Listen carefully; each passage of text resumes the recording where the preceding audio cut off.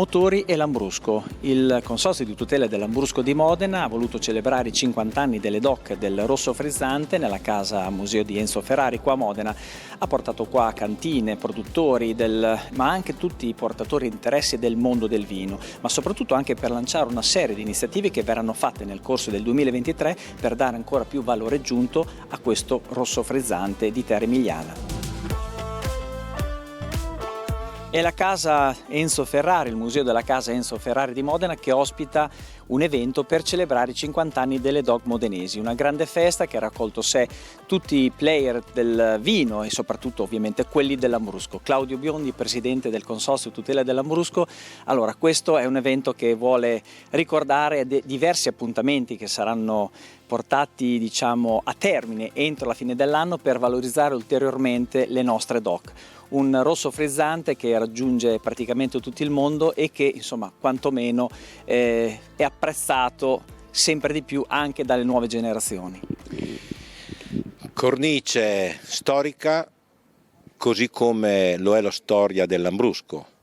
Abbiamo scelto questo location che richiama il genio, la creatività di un marchio conosciuto nel mondo, e credo che il Lambrusco abbia deciso questa sera di venire qua perché qui ci sono le radici della nostra storia. In queste due province coltiviamo oltre il 95% del Lambrusco che viene prodotto in Italia, sono quasi 10.000 ettari di superficie investite al Lambrusco e oggi festeggiamo il 50° del nascere delle denominazioni di origine controllate.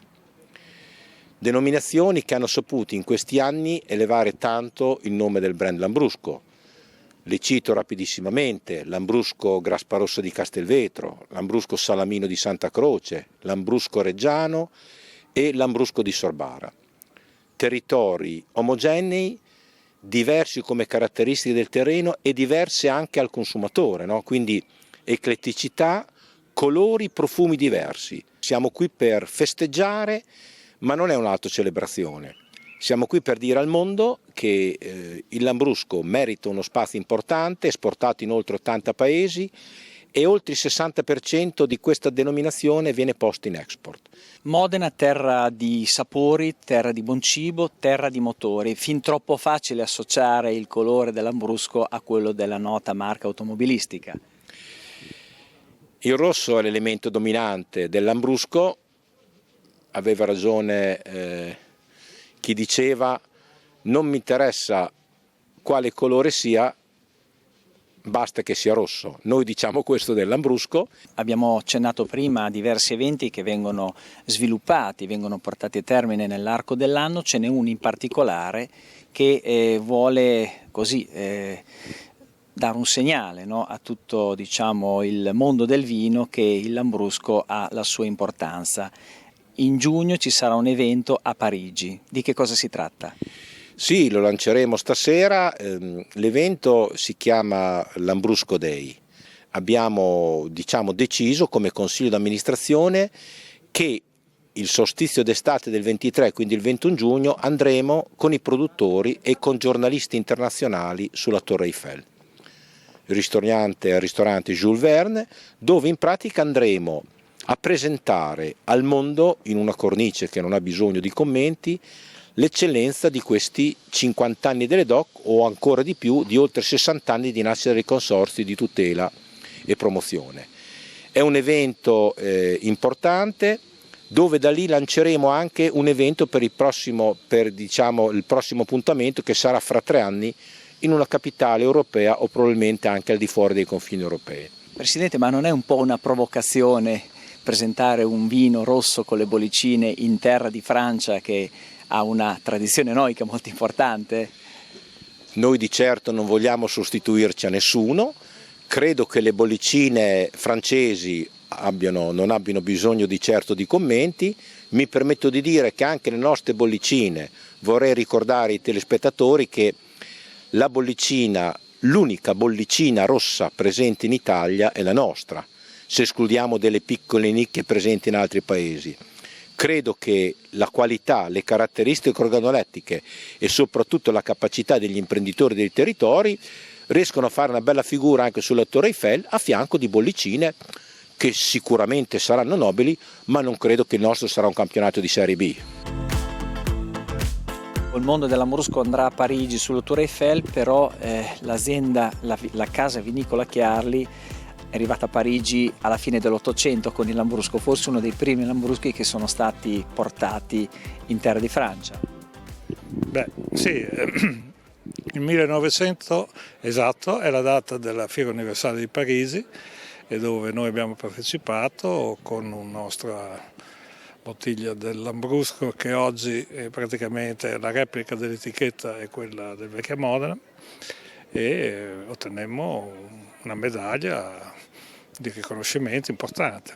Cosa è cambiato nel palato del consumatore rispetto a anche solamente 20 anni fa? Cioè, il Lambrusco ha negli anni, ovviamente la qualità si è alzata tantissimo, però anche il consumatore a volte cerca dei profumi, dei sapori che non sono più magari quelli di 30 anni fa o di 40 anni fa.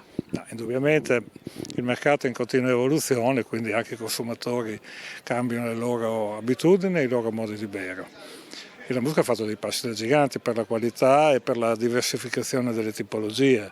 Ne abbiamo forse anche un po' troppe, diciamo, perché creano un po' confusione, ma comunque nel tanto ci sta.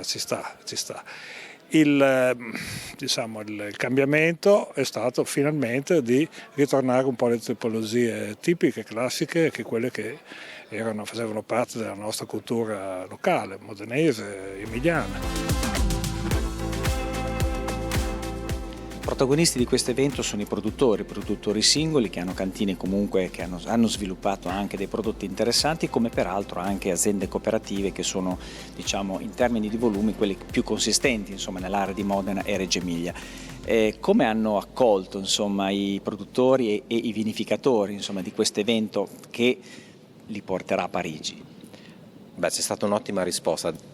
Nella nostra promozione non c'è divisione tra aziende cooperative e privati, ma lavoriamo tutti assieme perché l'uno ha bisogno dell'altro, ed è un percorso che abbiamo iniziato a ottobre verso Parigi, e questa è la tappa italiana, tra virgolette, dedicata alla festa dei 50 anni, alla festa dei nostri produttori e alla stampa italiana.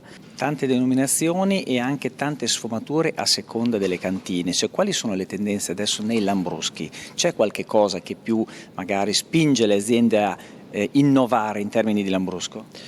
Beh, non c'è dubbio che a livello locale sta aumentando la qualità del prodotto, ma anche la ricerca da parte del consumatore di questa qualità. Non è più scontato trovare un consumatore che chiede un Lambrusco in generale, tendenzialmente lo iniziano a riconoscere sul nostro territorio, in particolare in Emilia Romagna le 6 denominazioni hanno una loro proprio personalizzazione, una loro caratteristica, e questo lo stiamo notando perché, ripeto, nei locali il consumatore richiede quel determinato prodotto.